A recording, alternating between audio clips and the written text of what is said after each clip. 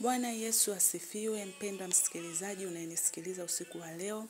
Nipende kukuchukua nafasi hii kukukaribisha kwa unyenyekevu sana kwenye madhabahu ya Dominion Hour, madhabahu ya utawala.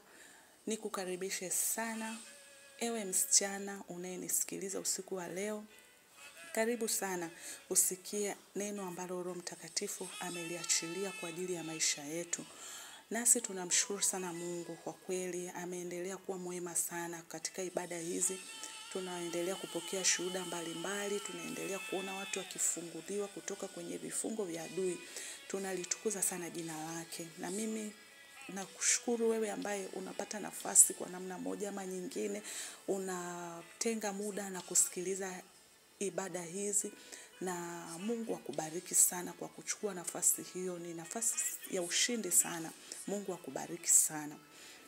Nipende kukukaribisha usiku wa leo. Utakuwa pamoja nami mtumishi wa Mungu Pastor Nancy Kajitueli katika ibada ya leo. Karibu sana sana. Na Mungu yuko mahali hapa, atatuhudumia sana, atatuonekania sana, atatupa utawala sana kwenye maeneo mbalimbali ya maisha yetu. Na ndio lengo la ibada hizi, kwamba ni ibada ambazo Mungu amekusudia tutawale kwenye maeneo mbalimbali. Ya shetani amepambana sana na maisha ya watu, amezuilia watu wengi kutawala na kumiliki, lakini lengo la ibada hizi ni Mungu kutupatia utawala kwenye maeneo mbalimbali. Na tutapata utawala kwenye maeneo mbalimbali kwa neno kwanza la Mungu. Ufahamu ndio utatusaidia sana sisi kujua wapi tunatakiwa kwenda, kwa sababu unapopata ufahamu itakupatia nguvu ya wewe kwenda kupigana na kuelewa unapigana na kitu gani. Bwana Yesu asifiwe sana. Kabla sijaongea mengi, twende mbele za Mungu, tumshukuru Mungu kwa ajili ya nafasi hii. Jehova Nisi, Jehova Shalom, asante kwa ajili ya muda huu. Asante kwa kutupatia neema na kibali tena usiku huu wa leo. Baba, ninaomba rehema, utusamee watoto wako. Tunajua hatuko sawa sawa. Tunajua kuna mambo tumeyafanya, lakini huruma zako ni nyingi sana. Ndio maana wewe umesema tukiziungama dhambi zetu, wewe ni mwaminifu sana na wa haki, hata unatusamehe na kutusafisha na udhalimu wote.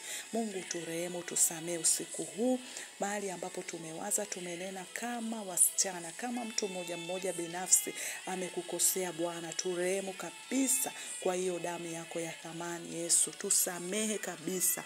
Damu yako Bwana ikatusafishe na kututakasa. Baba, ninaiweka wakfu ibada hii mbele zako. Mungu ukaitumie Bwana, ukanitumie mimi kama mtumishi wako, kama chombo kwa ajili ya kufikisha kile ambacho Roho wa Bwana anataka kukisema kwa ajili ya wasichana. Mungu nitumie Bwana, ili wewe ukatukuzwe sana. Ni katika jina la Yesu ninanyamazisha sauti zote za kipepo na za kishetani kwenye masikio ya kila msikilizaji, na mimina damu ya Yesu kwenye masikio yao walisikie neno na kulielewa. Ni katika jina la Yesu Kristo wa Nazareti uliye hai. Amen. Amen. Bwana Yesu asifiwe. Basi mpendwa msikilizaji, nina furaha sana. I'm so excited, yani kwa neno ambalo Mungu ameliachilia leo. Ninaamini kabisa wewe kama binti unaenda kuvuka. Utakapolisikia neno hili na kulifanyia kazi, maisha yako yatabadilika sana na utauona ukuu wa Mungu. Kama ambavyo tumeona kwenye matangazo yetu na posti zetu kwamba tumeeleza ni vizuizi, tunaenda kushughulika na vizuizi vinavyozuia usione hatima yako njema. Iko hatima mpendwa unayenisikiliza, msichana unayenisikiliza, iko hatima njema ambayo Mungu amekukusudia uipate kwenye maisha yako. Unajua Mungu ametukusudia mambo makubwa na mazuri, lakini kwa nini waga tuoni hivyo vitu? Ni kwa sababu viko vizuizi vya kishetani ambavyo vinazuia hatima zetu, vinazuia tusione pale ambapo Mungu anataka twende. Bwana Yesu asifiwe. Bwana Yesu asifiwe sana. Kwa hiyo ili tuzione hizi hatima njema, ni lazima tushughulike na vizuizi vya kishetani viondolewe. Lakini unaweza umekaa unasema, mtumishi, vizuizi ni nini? Ndio hapo ninataka nikueleze kwamba kizuizi au vizuizi ni kitu gani, ili unaposikia unajua kumbe kwenye mahali hapa kuna kizuizi cha shetani kimenizuia nisiende kwenye hatima njema ambayo Mungu amekusudia. Hatima ni kitu ambacho Mungu anataka uishi kwenye hicho kitu. Inawezekana wewe ni mfanya biashara. Mungu anataka uende, ufike kwenye mahali ambapo yeye amekukusudia ufike na ufanikiwe hapo. Inawezekana wewe ni mtumishi wa Mungu kwenye uimbaji, kwenye neno. Lakini kwa nini wewe kama msichana uoni hiyo hatima njema? Viko vizuizi, mpendwa msikilizaji unayenisikiliza. Na leo mkono wa Mungu utakuwa halisi sana kutusaidia. Bwana Yesu asifiwe. Basi twende nikwambie kizuizi ni nini? Kizuizi ni ile hali ya kuzuiliwa kutoka hatua moja kwenda nyingine kwenye maisha yako. Ni ile hali ya kuzuiliwa kutoka hatua moja kwenda nyingine kwenye maisha yako. Inawezekana unatamani kutoka hatua moja. Inawezekana unatamani wewe kama msichana kutoka kwenda kwenye mahusiano ambayo yatakupeleka kwenye hatima njema ya ndoa ya utukufu na ya heshima. Lakini kwa nini hauingii kwenye hiyo hatua? Hauende kwenye hiyo hatima njema ya ndoa? Kwa sababu viko vizuizi ambavyo vinakuzuia sasa wewe kama msichana usiende kwenye hatima njema ya ndoa. Na hivyo vizuizi ndivyo tutavishughulikia leo. Hivyo kwenye eneo la biashara kuna vitu ambavyo kila ukitamani kufanya biashara kwa kiwango kikubwa au kwenda kwenye biashara kwenye viwango vikubwa, yuko adui ambaye anainua kizuizi ambacho unakwama kwenye hiyo biashara, au fiki au toboi, au ukitaka kuanza haiwezekani kuanza hiyo biashara. Nikwambie mpendwa msikilizaji, binti unayenisikiliza, ni vizuizi vya kishetani ndivyo vinapambana na maisha yako. Bwana Yesu asifiwe sana. Ndio maana neno la Mungu linatuambia hivi katika Waefeso 6:12, ushindana kwetu sisi si juu ya damu na nyama, bali juu ya falme na mamlaka, wakuu wa giza hili, majeshi ya pepo wabaya. Bwana Yesu asifiwe. Ujue kabisa kuna vitu vinne ambavyo sisi kama Wakristo au watu tuliookoka, na wewe kama binti, vitu ambavyo vinapambana na wewe. Hakuna kitu kingine katika ulimwengu huu unaoweza kupambana na wewe na kukuzuia zaidi ya hizo falme, mamlaka, wakuu wa giza hili na majeshi ya pepo wabaya. Hivyo ndivyo vitu ambavyo vinakuzuia usifike kwenye hatima njema. Bwana Yesu asifiwe. Bwana Yesu asifiwe. Kwa hiyo kama unaandika, kizuizi ni ile hali ya kuzuiliwa kutoka hatua moja kwenda nyingine kwenye maisha yako. Bwana Yesu asifiwe. Kwa hiyo hivi vizuizi vipo vya aina nyingi. Unaweza kuzuiliwa shuleni usisome. Unaweza ukasoma kuanzia shule vizuri, umeenda vizuri, umefika level ya kusoma chuo kikuu, adui akainua kizuizi anakuzuia ukaishia lab, yamkini diploma, yamkini certificate, yamkini degree. Kumbe Mungu alikuwa anataka uende mpaka masters au mpaka PhD. Hiyo ndio hatima njema ambayo yamkini Mungu amekukusudia, lakini kuna kitu ambacho kinapambana na wewe, kinakuzuia usifike kwenye hiyo hatima njema. Kwa hiyo vizuizi viko vingi. Vinaweza kukuzuilia usiolewe, vinaweza kukuzuia usifanikiwe kwenye biashara, kwenye kitu chochote ambacho Mungu amekukusudia, kwenye huduma, utumishi ulionao. Kizuizi kina uwezo wa kukuzuia wewe usiende huko. Ndio maana neno la Mungu, twende mbele tusome neno. Fungua na mimi Yoshua 6:1. Neno la Mungu linasemaje mpendwa? Linasema hivi: basi Yeriko ulikuwa umefungwa kabisa kwa sababu ya wana wa Israeli, wala hapana aliyetoka wala hapana mtu aliyeingia. Naamini umelisikia hili neno. Katika ule mji wa Yeriko, basi Yeriko ulikuwa umefungwa. Huu mji ulikuwa umefungwa kwa ajili ya wana Israeli. Huu mji ulikuwa umefungwa, hapana mtu aliyeingia wala aliyekuwa ametoka. Hapa kulikuwa kuna ule ukuta, ambao ule ukuta wa Yeriko ndio ulikuwa kizuizi kwa wana wa Israeli kuingia na kwenda kumiliki na kuona hatima zao njema. Ndio maana hapa neno la Mungu linasema basi Yeriko ulikuwa umefungwa kabisa kwa sababu ya wana wa Israeli. Hakuna mtu aliyeingia wala hakuna mtu aliyetoka.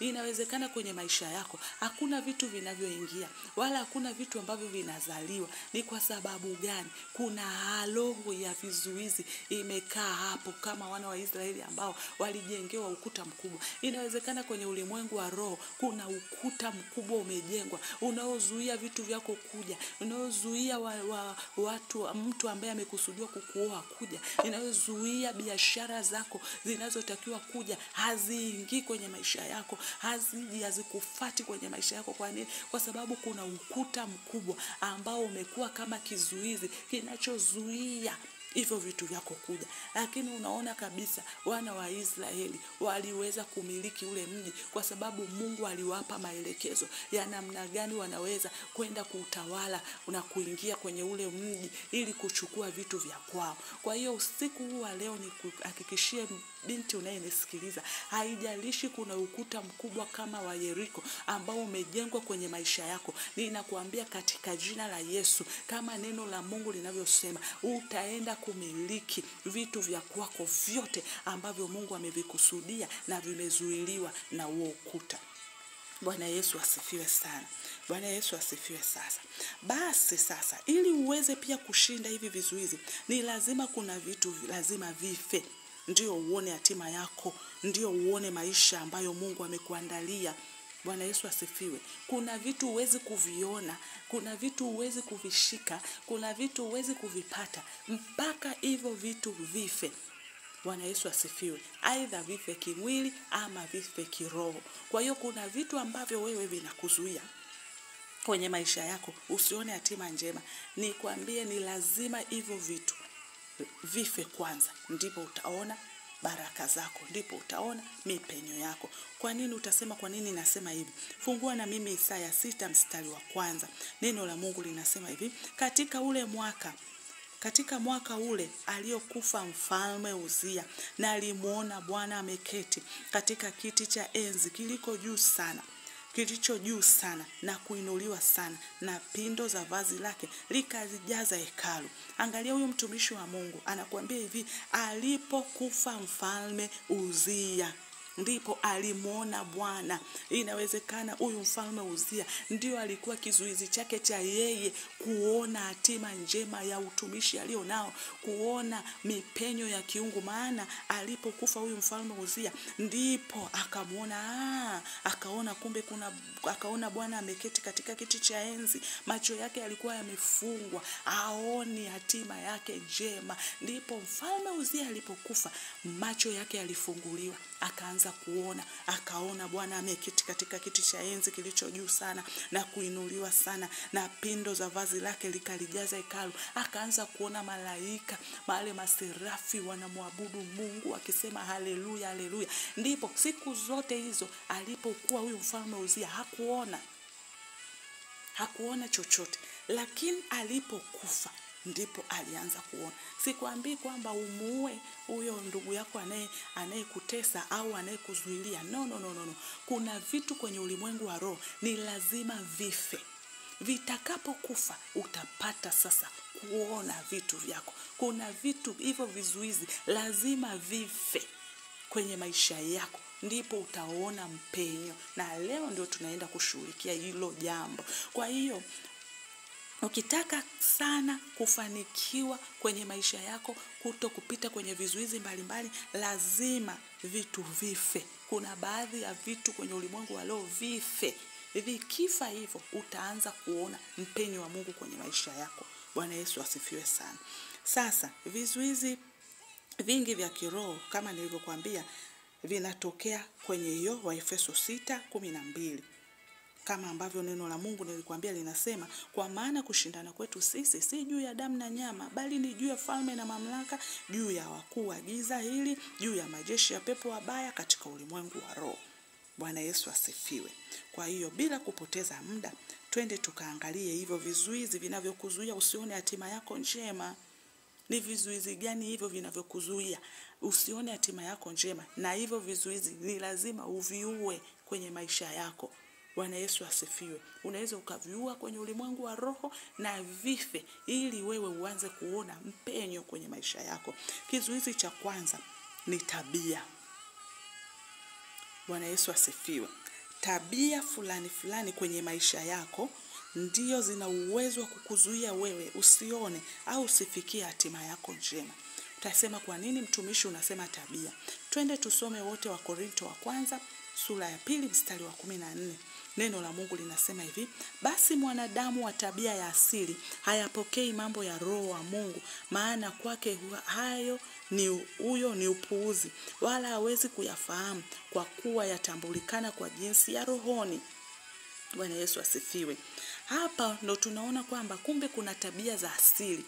Tabia za asili mara nyingi zinatuzuia sana kwenda kwenye hatima zetu njema. Inawezekana wewe kama ni msichana, unataka kuolewa. Kuna tabia ambazo unazo za asili.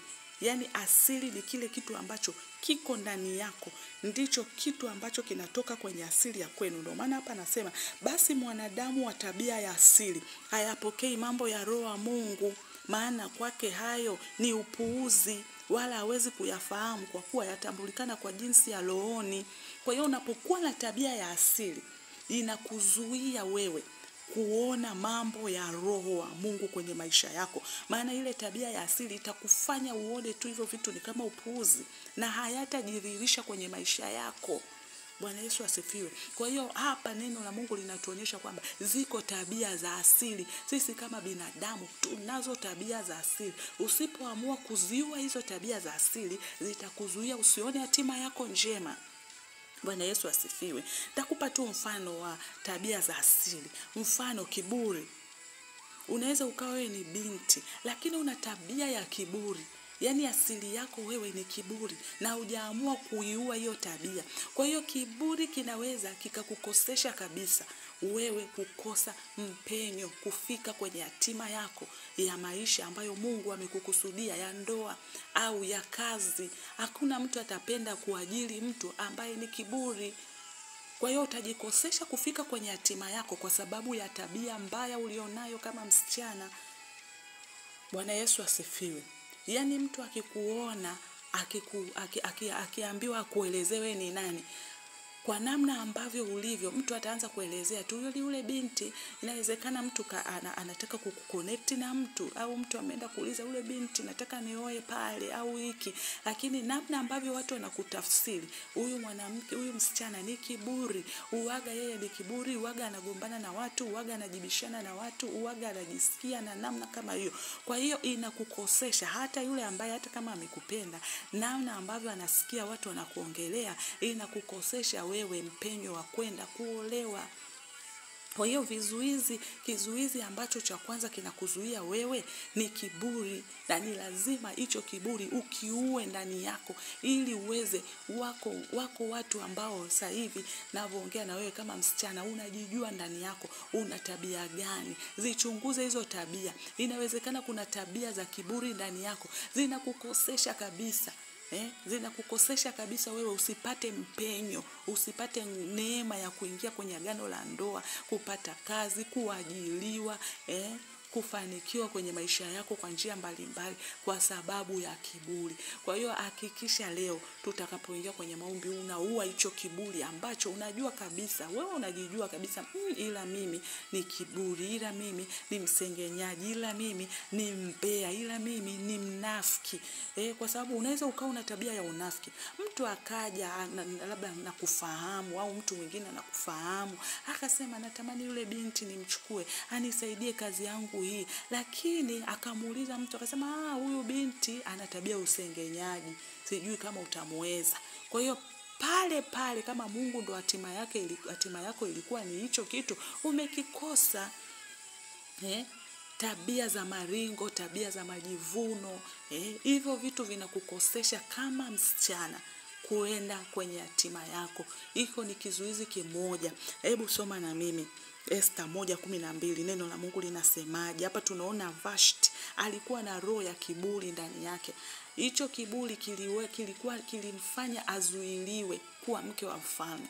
Inawezekana Mungu alimweka pale kama mke wa mfalme, ale manono, afanikiwe, afurahie maisha yake kama mwanamke. Lakini kwa nini alikosa hiyo neema ya kuendelea pale? Ni kiburi, tabia yake mbaya ya kiburi na dharau vilimkosesha kuendelea pale. Ndio maana neno la Mungu kwenye Esther 1:12 nasema, bali Vashti Malkia alikataa kuja kwa amri ya mfalme kwa mkono wa wasimamizi wa nyumba. Kwa hiyo mfalme akaghadhibika sana na hasira yake ikawaka ndani yake. Tazama hapa mfalme alimuita Vashti kama mke wake, njoo amtambulishe kwa wale watu ambao walikuja kula ile karamu ambayo mfalme ameiandaa, na haikuwa desturi ya hilo eneo kwamba mwanamke kuinuka na kukataa sauti ya mfalme. Alipokataa tu alivuliwa umalikia. Kwa nini alivuliwa? Kiburi kilimsababisha atoke kwenye ile position aliyokuwa amewekwa.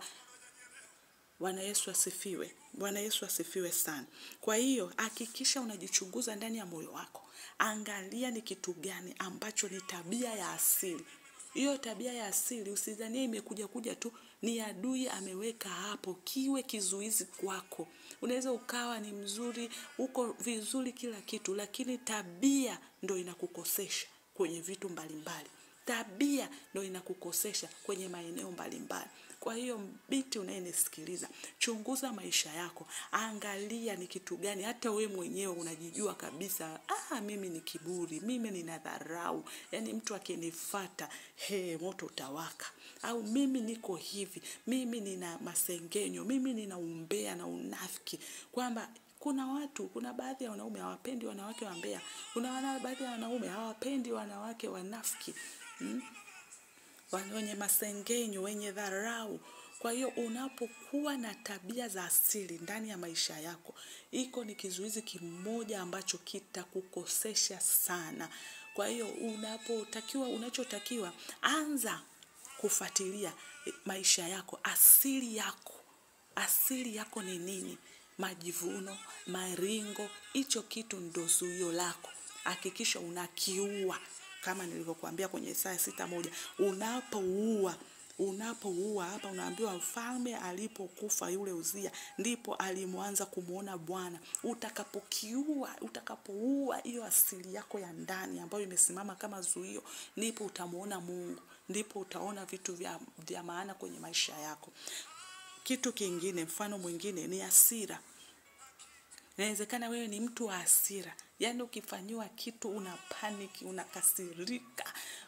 Hiyo unaipata wapi? Kwa Musa. Soma Hesabu 20:8. Anasema hivi, Musa aliambiwa, toa fimbo. Fimbo ukawakusanya mkutano, ukauambie mwamba mbele ya macho yao utoe maji. Hii ni Hesabu 20:8. Hapa tunaona ile historia ya Musa alipoambiwa atoe fimbo. Musa hakuambiwa apige, ila kwa sababu ya hasira ya wana wa Israeli walikuwa wanamkasirisha mara kwa mara, Musa alishikwa na hasira. Yeye aliambiwa hivi, toa fimbo kauambie mwamba utoe maji. Lakini tunaambiwa hapa Musa alienda akaupiga ule mwamba mara 2. Yeye hakuambiwa apige mwamba, aliambiwa atoe maji. Japo ndio aliupiga mwamba na ukatoa maji, lakini Mungu, ile hasira ambayo Musa aliifanya ilisababisha sasa Mungu afanye nini? Awakoseshe kwenda Kanaani, kwenda kwenye ule mji ambao Mungu aliwakusudia. Hawakwenda wale watu. Kwa nini? Kwa sababu ya hasira ya Musa.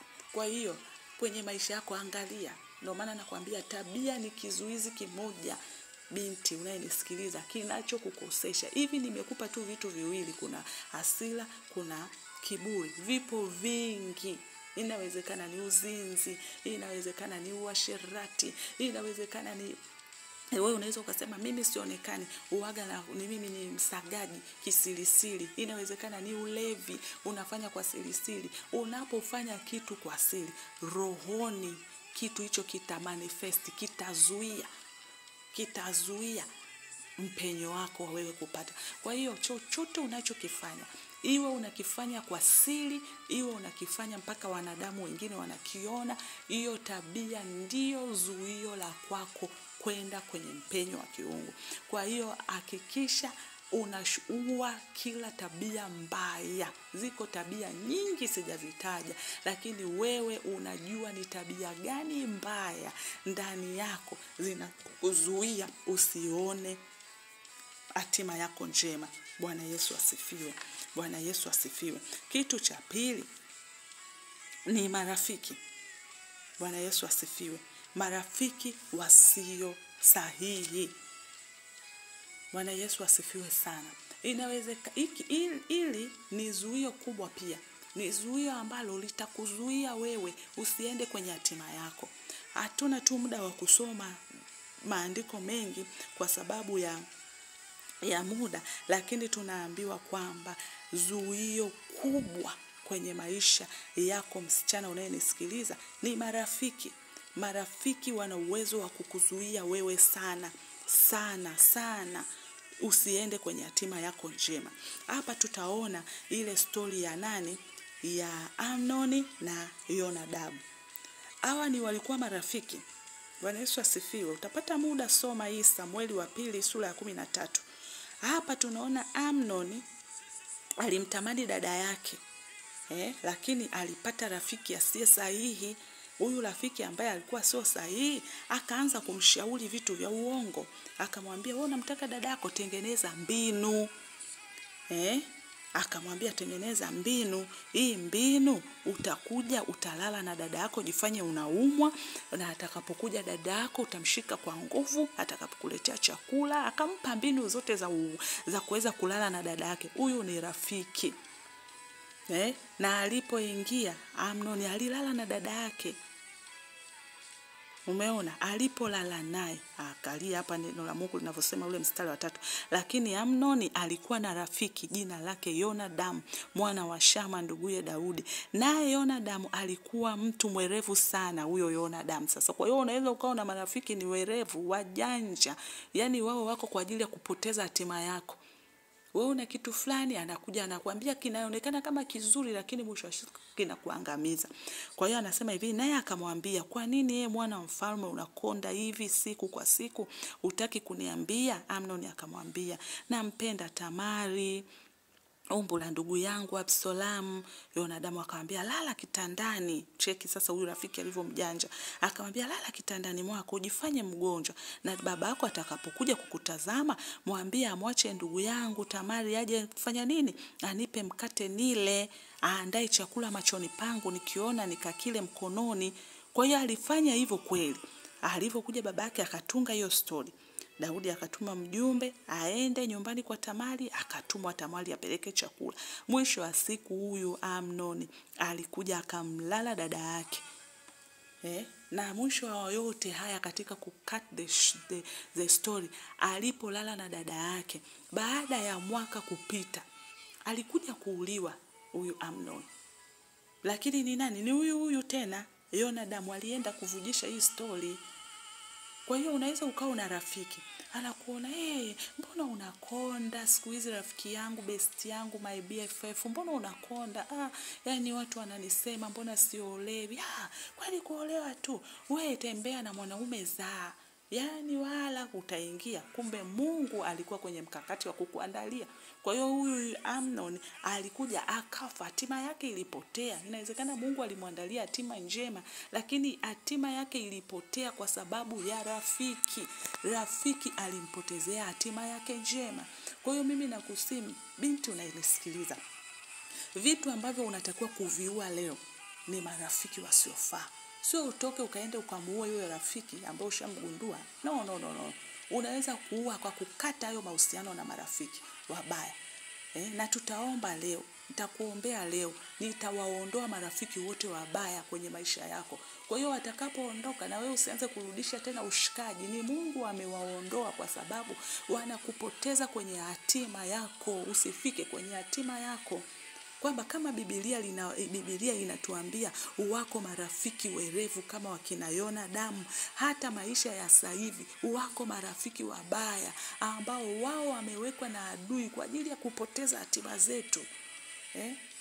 Wako marafiki ambao wako tayari kukupoteza kwenye hatima yako. Kwa hiyo hakikisha kabisa binti unayenisikiliza leo unaua huo muunganiko wa marafiki wabaya ambao wewe hawakushauriki kitu kizuri. Hawakushauri, unamwambia ninapitia changamoto hii, hakuambii twende kwenye maombi, hakuambii tufunge, hakuambii tufunge hata siku 3 kavu tuombe kwa ajili ya jambo hili rafiki yangu. Hebu twende ufanye fellowship na Mungu, tusikie Mungu, anatumulize Mungu kwa nini. Hivi wewe kama binti hujaolewa mpaka lakini leo na unatamani kuwa umeolewa, sio kama mtu unasoma, unapita kwenye changamoto kama hiyo, umeshawahi kuwa na rafiki ambaye anakuuliza kwamba anakuambia hivi, kwa nini sisi hatuolewi? Au kwa nini sisi hatufanikiwi kwenye kazi? hivi kwa nini mpaka sasa hivi hatuna mahusiano yaliyo imara ambayo yatatupelekea kwenye agano zuri la ndoa? Umeshawahi kuwa na rafiki ambayo mnakaa mnajiuliza hivyo, alafu nasema leo tuanze na la kwako rafiki yangu. Twende tumuulize Roho Mtakatifu, niambie vitu vyako vyote, tuingie kwenye maombi ya kufunga. Leo tuanze kuuliza la kwako, labda amkini wewe unaitwa Rozi. Leo Rozi rafiki yangu, tuanze na kushughulika na cha kwako. Labda Rozi ana changamoto ya kupata mchumba wa kumuoa. Umri umefika anatakiwa kuolewa, au umri umefika anatakiwa amesoma vizuri lakini hapati kazi, hapati biashara. Lakini huyu Rozi anaangia na rafiki yake, sasa wanaulizana. Sasa tuanze kumuuliza Roho Mtakatifu.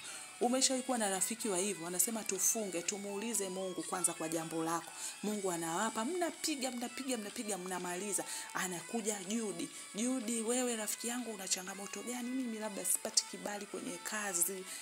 Haya, tumuulize Mungu kwa nini na tutalishughulikiaje hilo. Umeshawahi kuwa na rafiki kama huyo? Au zaidi sana huyo rafiki atakushawishi tutembee tu na wanaume, haya maisha ya kuolewa hayana mpango, au maisha ya kazi, twende kwa mganga, tutapata kibali, tutapata nyota nzuri.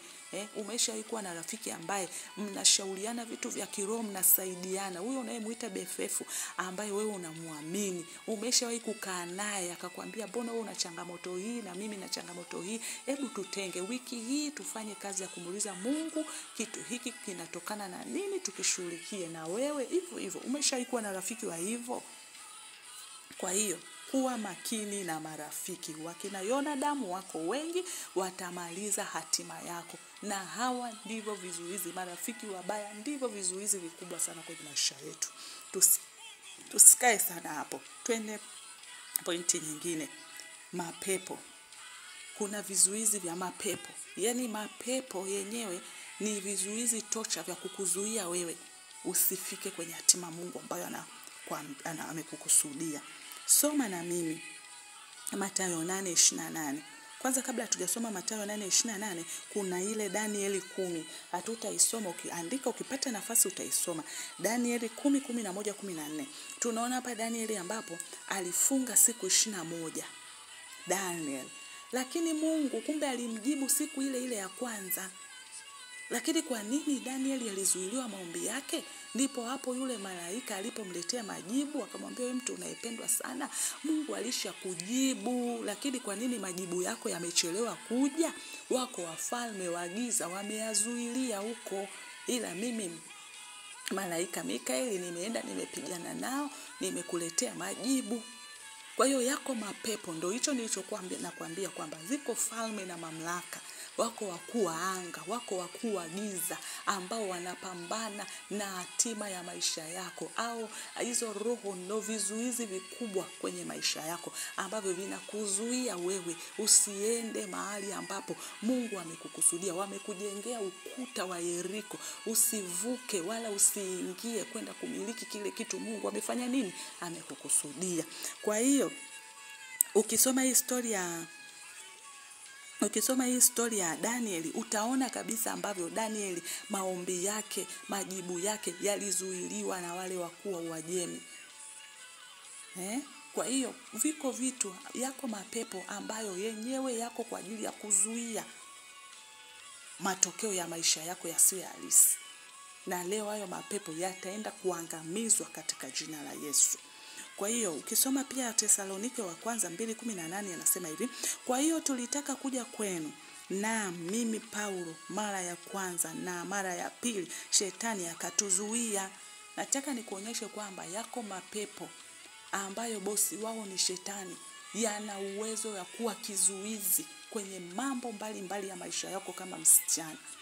Bwana Yesu asifiwe. Unataka kazi, unataka nini, yanazuilia, yanakuzuilia. Unaweza ukawa umeomba kazi muda mrefu sehemu, lakini majibu tayari yako, ila Mungu ameshakupitisha, lakini viko vizuizi ambavyo tayari vimesimama kama mapepo, vinazuilia wewe usiitwe kazini. Vinazuiliwa, ndio unaweza ukaitwa kazini, lakini ni kazi ya hadhi yako. yako, ni kadri ya standard yako. Kwa hiyo unakuta yanakukwepesha, yanakupeleka kwenye kazi ambayo sio Mungu aliyokukusudia. Hatima njema ya Mungu ni wewe upate kazi ambayo itakuwa ya utukufu, ya kumpa Mungu heshima, lakini unapelekwa kwenye kazi ambayo sio ya Mungu, sio ambayo itakupeleka kwenye hatima nzuri. Kwa hiyo unaishia kupata kazi za hali ya chini, kwa sababu ni mapepo yamezuia wewe usipate kazi ambayo Mungu anataka wewe uwe.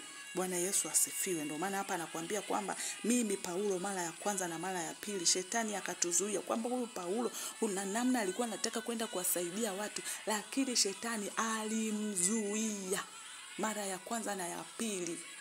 Kwa hiyo hivi vizuizi vya mapepo ni lazima tuvishinde ili tuweze kwenda kwenye hatima kubwa. Ukisoma Mathayo 8:28 anasema hivi, naye alipofika ng'ambo katika nchi ya Wagerasi, watu wawili wenye pepo walikutana naye wanatoka makaburini, wakali mno. Anakuambia hao mapepo walikuwa wakali mno, hata mtu asiweze kupita ile njia. Kwa hiyo hiyo njia ilikuwa tayari ina zuio. Hilo zuio lilikuwa la mapepo. Hayo mapepo yalikuwa ni makali mno. Hakuna mtu aliyekuwa anapita ile njia. Je, nikija kutafakari kwa namna ya rohoni, je, kama ile njia ndio ilikuwa ina hatima ya mtu, lakini hamna mtu aliyekuwa anapita ile njia. Kwa nini? Kwa sababu kulikuwa kuna mapepo makali mno yanazuilia watu wasipite kwenye hiyo njia. Ni mapepo ya aina gani ambayo yamekuzuia wewe usipite kwenye njia ya maisha yako ambayo unatakiwa kwenda? Ni lazima tuyashughulikie, tuyaue. Lazima uue hayo mapepo ambayo yanakuzuilia usiende kwenye hatima yako. Yamekaa kwenye njia miaka nenda rudi, yako hapo, hakuna mtu anapita. Hivi vitu ni halisi, binti unayenisikiliza. Kama yako unaambiwa wenye pepo walikutana naye wanatoka makaburini, wakali mno, hata mtu asiweze kupita hiyo njia. Kuna mapepo ni yalikuwa kwenye hiyo njia yanazuilia watu wasipite. Ni kama vile unaambiwa, mfano unaambiwa njia hii usipite, kuna mbwa mkali, huwezi kupita. Yaani ukiona tu hilo tangazo huwezi kupita. Na kama ndio kuna hatima yako hapo, ina maana ni huwezi kupita na huwezi kuiona kabisa. Kwa hiyo yako mapepo ambayo yanakuwa kama kizuizi kwenye maisha yako. Nikuhakikishie mpendwa msikilizaji unayenisikiliza, hayo mapepo leo yataharibiwa. Bwana Yesu asifiwe. Mahusiano yasiyofaa. Kitu kingine kinachokufanya usiende kwenye kinachokufanya uwe na zuio ni mahusiano yasiyofaa. Unaweza wewe ukawa ni binti. Hapa nitakupa tu story ya Samson na Delila. Utasoma wewe mwenyewe kwenye ile Waamuzi 16:1 na kuendelea. Hapa kulikuwa kuna yale manini. Huyu ni alikuwa Samson. Aliingia kwenye mahusiano yasiyofaa. Samson aliwekwa kwa ajili ya kuwasaidia wana wa Israeli. Mungu alimuweka wakfu kwa ajili ya kuwasaidia wana wa Israeli. Lakini kitu kilichomfanya azuiliwe asiweze kufanya vitu, japo alifanya kweli, alifanya kwa kiwango fulani, lakini sio kiwango ambacho Mungu alikitaka. Kwa nini hicho kiwango ambacho Mungu alikitaka hakikutimia? Ni kwa sababu aliingia kwenye mahusiano yasiyofaa. Aliingia kwenye mahusiano na Delila, ambaye huyo Delila alitumika kwa ajili ya kujua siri ya nguvu zake na ziliondolewa. Ni mara ngapi umeingia kwenye mahusiano ambayo hayako sahihi kwenye maisha yako, na hayo mahusiano yamekuwa kama zuio la wewe kusogea, la wewe kuendelea. Wengine wasichana wengine unayenisikiliza yamkini sahihi umeingia kwenye mahusiano na mume wa mtu. Huyo mume wa mtu amekutumia, amekuwekea zuio kiasi kwamba yeye ana mke wake, ana familia yake, lakini amekuzuilia wewe hata usiingie kwenye agano lako la ndoa. Hataki uolewe. Yeye atakuhudumia, atakupangishia nyumba. Yamkini umefikia hatua mpaka umejengewa, amekununulia usafiri, unaishi maisha mazuri, lakini zuio lako lipo kwenye kuolewa. Hauolewi, haupati mtoto, na yamkini huyo mwanaume mwenyewe hataki hata kukupa mtoto. Yaani umekuwa kwenye zuio ambalo hautakiwi kuingia kwenye agano la ndoa. Na kwa nini? Ni kwa sababu umejiingiza kwenye mahusiano yasiyofaa. Unatembea na mume wa mtu. Mume wa mtu anakuhudumia, amekufunga hapo kwa sababu ya maisha magumu, au hutaki tu kupambana kujua ni namna gani unatakiwa ufike mahali ambapo unatakiwa. Umezuiliwa kwenye eneo la uchumi, hautaki kuhangaika, umefungwa hapo. Umeingia kwenye mahusiano na mume wa mtu. Na mume wa mtu huyo ana familia. Kuna vitu kwa namna moja nyingine hawezi kukuoa. Utaingiaje kwenye agano la ndoa? Hicho ni kizuizi, kimekuzuia. Kwa hiyo leo kama unataka kutoka na umeshaanza kuingia kwenye mahusiano na mume wa mtu, hakikisha leo unavunja hayo mahusiano ili utoke kwenye hilo zuilio. Mpendwa msikilizaji unayenisikiliza, binti mzuri na binti mrembo. Kwa hiyo nikwambie, sio tu mume wa mtu, hata mahusiano mabaya, mahusiano ambayo sio Mungu ameyakusudia, yatakuingiza pabaya. Mwangalie ya Samson. Mungu alimkusudia vitu vikubwa sana, lakini hatima yake iliharibiwa na Delila. Kwa hiyo hakikisha leo kama upo tutavunja huo muunganiko wa mahusiano mabaya ambayo shetani ameyaleta kwako na yanakuzuilia kufika kwenye hatima nzuri. Binti unayenisikiliza, leo tutaviondoa vyote. Bwana Yesu asifiwe. Kuna watu wabaya, ili ni zuio. Kuna zuizi la watu wabaya. Watu wabaya, nikisema watu wabaya ni wale watu ambao hawakutakii mema. Wanawaza kukuharibia maisha, wanawaza kufanya vitu vya uharibifu. Hii pia utaisoma kwenye Waamuzi 16:2-3. Anakuambia hivi, hii ilikuwa ni Samson. Walimvizia Samson kwenye lango la mji ili wamuue. Samson aling'oa mlango ule uliomzuia. Ndio maana nakwambia kuna vitu ni lazima vife ndivyo uweze kuona baraka zako kwenye maisha. Kwa hiyo hawa watu walikuwa wanamvizia Samson wamuue kwenye malango.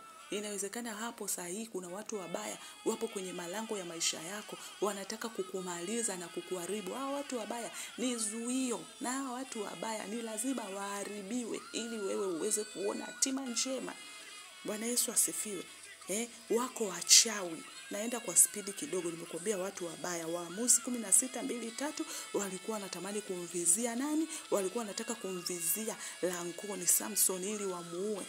Wako watu wabaya, ni wamesimama kwenye kama mazuio. Wanakuwaziaga tu vitu vibaya. Wanakuwaziaga tu kukuzushia mambo mabaya. Wanakuwaziaga tu kukuzushia vitu visivyo sahihi. Wanawazaga tu kukuharibia. Yaani hawa watu wabaya wakoje tu kufanya uharibifu kwenye maisha yako. Leo lazima waharibiwe kwa jina la Yesu. Watu wengi, kitu kingine ambacho ni zuio ni wachawi. Wako wachawi ambao watakuzuia wewe kufika kwenye hatima nzuri. Wachawi watafanya kila namna ya uchawi. Angalia tunapata hii wapi? Matendo 10:6-9. Hapa kuna ile story ya Elima na Sergio. Huyu Elima mchawi alikuwa ni mchawi ambaye alikaa kwa huyu Sergio kumzuia asipokee injili ya wokovu. Kwa hiyo yeye kazi yake ilikuwa ni moja tu, kumzuia huyu asifikie kwenye hatima nzuri ya wokovu, kumzuia Sergio. Kwa hiyo alikuwa anapambana naye ili ampige upofu na fikra zake zisipate kuzitii neno la Mungu na akaokoka. Kwa hiyo wako wachawi. Hawa ni mazuio pia makubwa kwenye maisha yako wanaokuzuia usione hatima njema. Yako mazuio ya maneno, yako mazuio mengi, mazuio ya maneno ambayo yanazushwa kila itwapo leo, lakini liko neno la Mungu linasema liko bonde la kukata maneno ambao ni Yehoshafau, Yehova na hukumu. Joeli 3:14. Ili uweze kuvuka kwenye hili zuio la maneno ni lazima uende ukamuite Mungu anayehukumu, akahukumu kwa haki juu ya maneno yote yanayozushwa kwenye maisha yako na yanayokufanya. Unajua kuna saa maneno yanapokuwa mengi yanakuzuia wewe kufanya lile kusudi la Mungu au kufika kwenye hatima nzuri ambayo Mungu amekukusudia. Kwa hiyo shetani anapoona kwamba unatakiwa ufike sehemu fulani na anaangalia udhaifu wa moyo wako, anatumia maneno kukuzuia wewe usiende kwenye hatima njema. Leo mpendwa msikilizaji, Mungu anaenda kuharibu hivyo vitu vyote. Bwana Yesu asifiwe. Basi kabla hatujapoteza muda, najua huko mtu ambaye unatamani kuokoka. Ili utoke kwenye haya mazuio, binti unanisikiza, kama hujaokoka, ni lazima umpe Yesu maisha yako ili Mungu aweze kukutetea utoke kwenye hayo mazuio. Bwana Yesu asifiwe. Twende mbele za Mungu. Wewe ambaye bado hujaokoka, mpe Yesu maisha yako ili akuondoe. Uweze kupigana na mwenye nguvu kama mwenye nguvu hajaingia ndani ya maisha yako kwanza. Kwa hiyo sisi mwenye nguvu wetu ni Yesu Kristo, na umenisikiliza kwa mara ya kwanza, ukoka, mpe Yesu maisha yako ili mwenye nguvu ambaye ni Yesu Kristo aingilie kati kukutoa kwenye hayo mazuio. Twende mbele za Mungu. Sema, Bwana Yesu, mimi ni mwenye dhambi. Nimekuja mbele zako. Nisamehe dhambi zangu zote. nilizozifanya, nilizozitenda. Na kusihi Bwana ufute jina langu katika kitabu cha hukumu. Unipokee mimi mwanao na nifanyike kuwa mwana wako. Ni katika jina la Yesu nimeomba na kushukuru. Amen. Hongera kwa kuokoka, endelea kusimamia hilo neno la wokovu na Mungu atakusaidia. Unahitaji msaada wa kiroho, kukua kiroho, usisite kuwasiliana nasi kwenye namba hizo zinazopita, zilizopo kwenye posti yetu hiyo ya tangazo, na Mungu atakusaidia. Bwana Yesu asifiwe. Basi twende mbele za Mungu sasa. Twende wote tukaombe, na nitaenda kukuombea leo. Nitaenda kuomba pamoja na wewe. Lakini baada ya kuomba pamoja na wewe, ninakusihi binti unayenisikiliza, pata nafasi ya kuomba. Umeshasikiliza vitu ambavyo Roho wa Bwana ametusaidia kuvisikia, ingia na wewe magotini pa Mungu. Vitu vingine nikishaomba hapa ni action. Kama kuna marafiki wabaya, ondoa. Unatembea na moyo wa mtu, achana naye.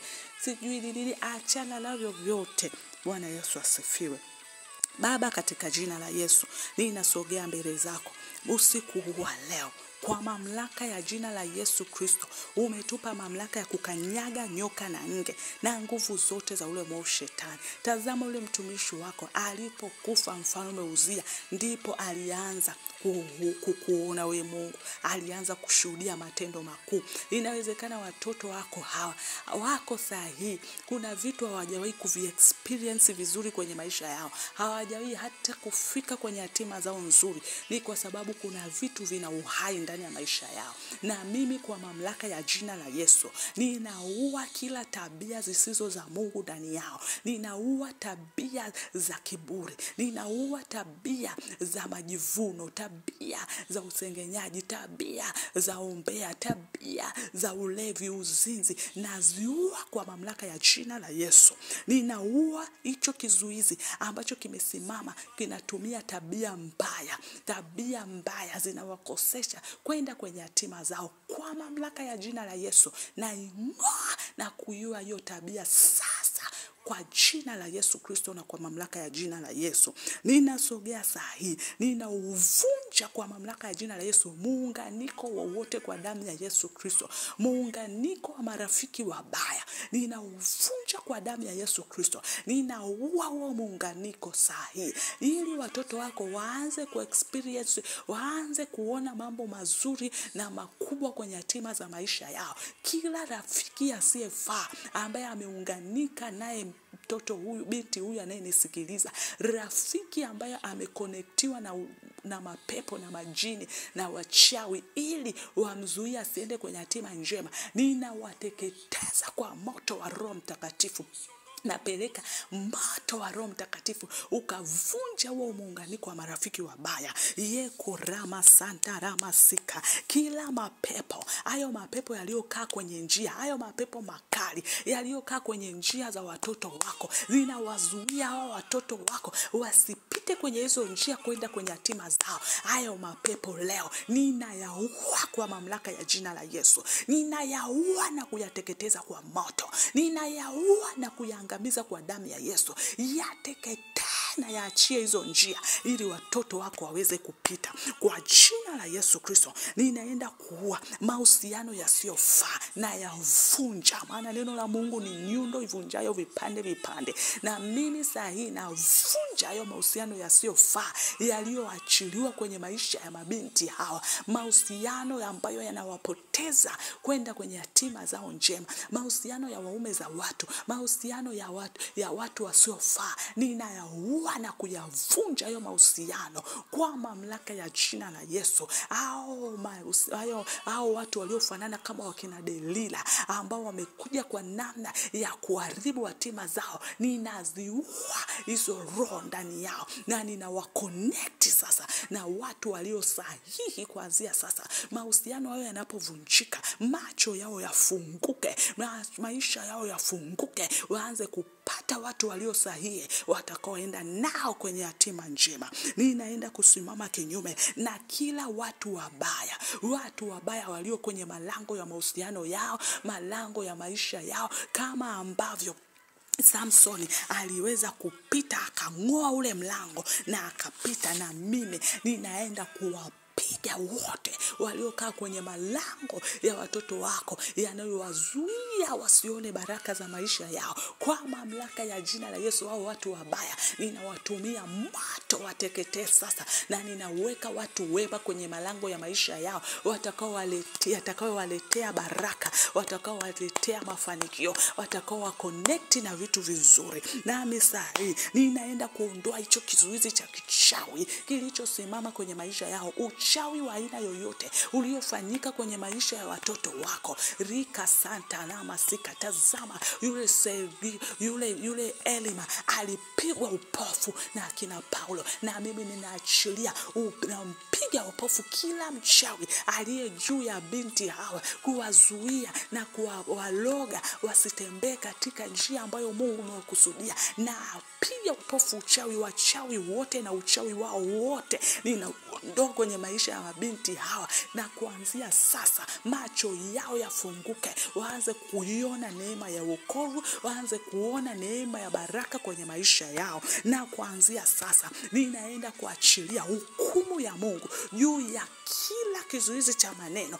na wale wote wanaotengeneza maneno yamesimama kama zuio juu ya watoto wako wasiweze kufika kwenye hatima nzuri. Maneno yamezuia wasiende mbali, maneno yamezuia wasibarikiwe, maneno yamezuia wasiuone ukuu wa Mungu. Leo saa hii ninaenda kuwapeleka kwenye bonde la kukata maneno, sawa sawa na Joeli 3 mstari ule wa 14, lile bonde la Yehoshafau. Jehova ana hukumu wote wanaoinuka na maneno kuzuilia mabinti hawa wasiende mbali na kufanikiwa. Ni katika jina la Yesu Kristo nimeomba na kushukuru, katika jina la Yesu.